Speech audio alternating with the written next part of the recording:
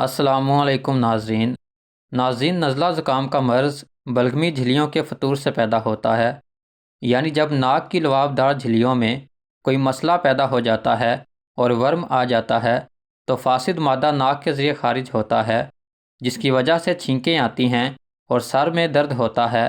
پھر ناک کے رستے رطوبت بہنی شروع ہو جاتی ہے اور پھر آہستہ آہستہ حلق یعنی گلا بھی متاثر ہو جاتا ہے اور اندر سے متورم ہو جاتا ہے، جس کی وجہ سے پھر کھانسی شروع ہو جاتی ہے اور بعض اوقات بخار کی کیفیت بھی ظاہر ہو جاتی ہے۔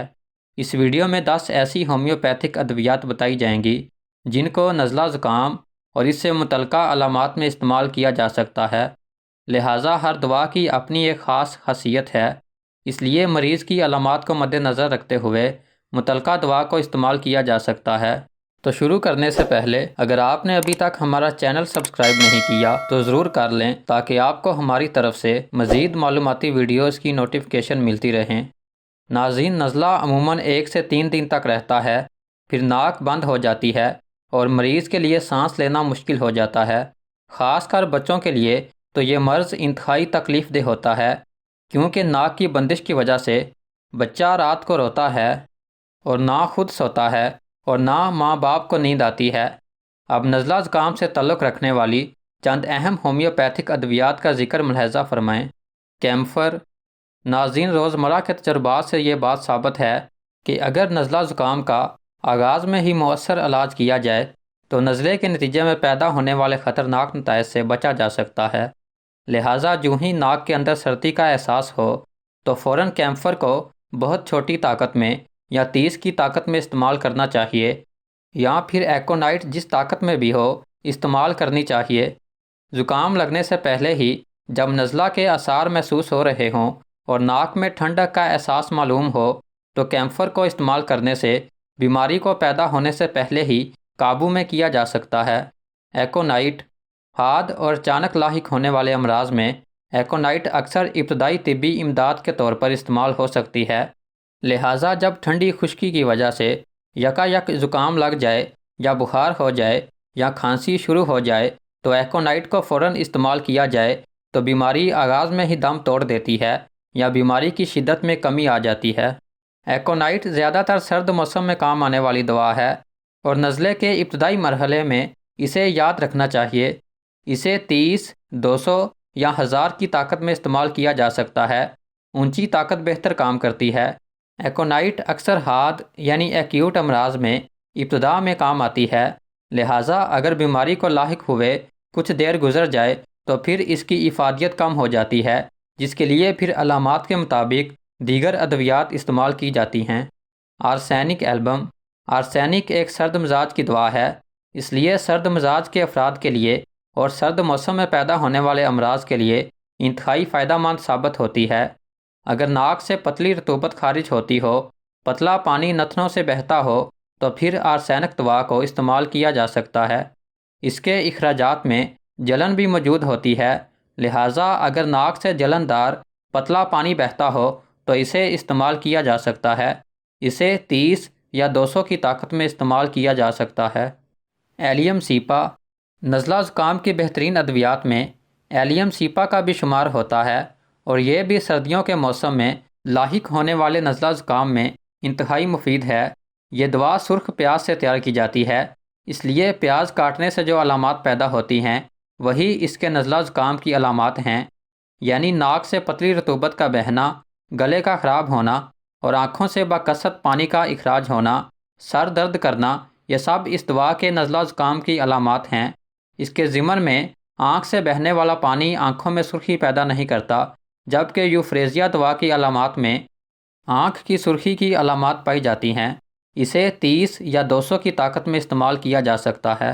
یوفریزیا بھی نزلہ زکام میں استعمال کی جا سکتی ہے، لیکن اس کے نزلہ زکام کی علامات میں آنکھ کی علامات بہت نمایاں ہوتی ہیں، یعنی جب ناک سے پانی بہتا ہو، چھینکیں آتی ہوں اور ساتھ آنکھوں سے جلن دار اور خراش دار پانی بہتا ہو جس کی وجہ سے آنکھیں سرخ ہو جائیں تو پھر ایسی صورت میں یوفریزیا دوا کو استعمال کیا جا سکتا ہے۔ اسے 30 یا 200 کی طاقت میں استعمال کیا جا سکتا ہے۔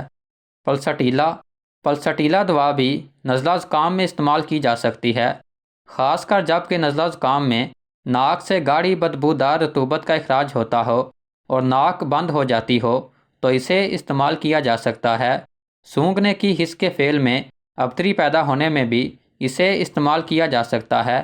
دائمی نزلہ اور نزلہ چھاتی میں گرنے اور ناک کی بندش اور گاڑھے مواد کے اخراج میں بھی مفید ہے۔ اس کی رطوبتیں گاڑھی، سبز اور زردی مائل ہوتی ہیں، لہٰذا اگر نزلے کی صورت میں ناک سے گاڑھی سبزی مائل رطوبت کا اخراج ہوتا ہو تو اسے استعمال کرنا چاہیے۔ اسے 30 یا 200 کی طاقت میں استعمال کیا جا سکتا ہے۔ نیٹرم میور 12 ٹیشو ریمیڈیز میں سے یعنی بائیوکیمک ادویات میں سے نیٹرم میور نزلہ زکام میں بہت کام آنے والی دوا ہے، لہٰذا اگر ناک سے پتلا پانی بہتا ہو اور چھینکیں آتی ہوں، سر درد کرتا ہو تو نیٹرم میور کو 30 یا 200 کی طاقت میں دن میں 2 سے 3 مرتبہ استعمال کرنا چاہیے۔ 200 کی طاقت میں یہ دوا بہتر کام کرتی ہے۔ ایسا زکام جس کا آغاز چھینکوں سے ہوا ہو یا جس میں بکثرت چھینکیں آتی ہوں تو اسے استعمال کیا جا سکتا ہے۔ برایونیا ایلبا سردی لگنے کی وجہ سے پیدا ہونے والی شکایات، نزلہ زکام، بخار اور گلا خراب میں اسے استعمال کیا جا سکتا ہے۔ اکثر سردی کا موسم ختم ہوتے وقت جب گرمیوں کا آغاز ہوتا ہے تو مختلف قسم کی تکلیفیں جنم لیتی ہیں، جن میں نزلہ زکام اور نمونیا شامل ہے۔ ایسی تکالیف میں برایونیا بہت فائدہ مند دوا ثابت ہوتی ہے۔ اسے 30 یا 200 کی طاقت میں استعمال کیا جا سکتا ہے۔ 200 کی طاقت میں یہ دوا بہتر کام کرتی ہے۔ یوپاٹوریم یہ دوا انفلوئنزا کی بہترین دواؤں میں شمار کی جاتی ہے اور عام نزلہ زکام میں بھی مفید ہے، خصوصاً سردیوں کے موسم میں ہونے والا نزلہ جس کے ساتھ جسم کی دردیں بھی نمایاں ہوں اور نزلے کے آغاز میں سر درد بھی ضرور ہو تو یوپاٹوریم دوا کو ضرور استعمال کرنا چاہیے، کیونکہ یہ دوا مریض کو مزید پیچیدگیوں سے بچاتی ہے۔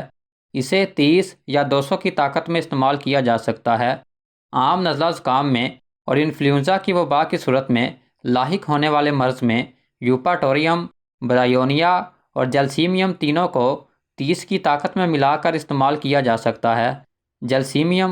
جلسیمیم سرد مزاج کی دوا ہے، لیکن یہ زیادہ تر گرمیوں کے موسم میں کام آتی ہے۔ گرمیوں میں سردی لگ جائے تو اسے استعمال کرنا چاہیے، اس لیے گرمیوں کے موسم میں لاحق ہونے والے نزلہ زکام میں بہت کام آنے والی دوا ہے۔ اس کی علامات شدید زکام، سر درد، بخار اور چھینکیں آنا ہیں۔ سردی کی شکایات اور جسم سردی کے باعث کانپتا ہو، نزلہ زکام اور بخار ہو تو جلسیمیم کو استعمال کیا جا سکتا ہے۔ اسے 30 یا 200 کی طاقت میں استعمال کیا جا سکتا ہے۔